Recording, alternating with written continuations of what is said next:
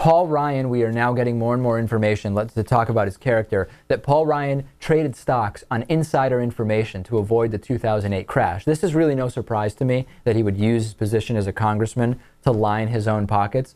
Bush's Treasury Secretary Henry Paulson met with Paul Ryan as well as with Federal Reserve Chairman Ben Bernanke on September 18th of 2008. Now, the purpose of the meeting was to disclose the coming economic meltdown and basically help Congress to pass legislation to help collapsing banks.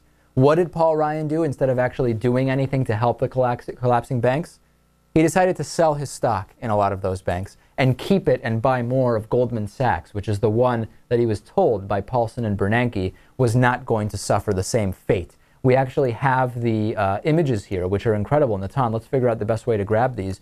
You can see from the 2008 financial disclosure from Paul Ryan selling some Citigroup stock, selling GE stocks, and as well, page 2 here is the one I really want to look at, selling JP Morgan Chase stock, selling Wachovia Corporation stock, but purchasing more Goldman Sachs Group stock. Now, what about this, Lewis? We need to find out more about this. Did Paul Ryan act on insider information to avoid personally losing money? This is a big deal, but maybe this isn't something Republicans care that much about. Maybe trading on insider information and taking advantage of your position as congressman is not that big of a deal to Republican voters. Well, you know, there is some gray area here. I mean, this meeting was not for that purpose. No, and well, that's why it's not gray area. He did have access to information that could help him in a situation like that. But I mean, I feel like if that wasn't the intent and that wasn't the purpose of the meeting,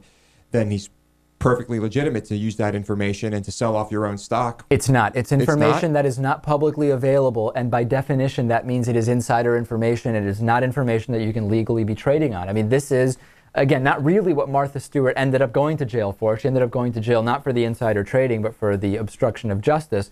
But this is illegal. This is illegal if he is using information that is not publicly available to anyone. At the time he acted on it, it was not public information that the banks were heading into this incredible crisis. That's illegal. It needs to be looked into. If there were no specifics as to which banks, which companies were in trouble, does that still qualify? My understanding of the meeting is he was told everybody but Goldman Sachs is in trouble. He bought Goldman Sachs and sold all his other bank stocks. That's pretty cut and dry to me. There it is.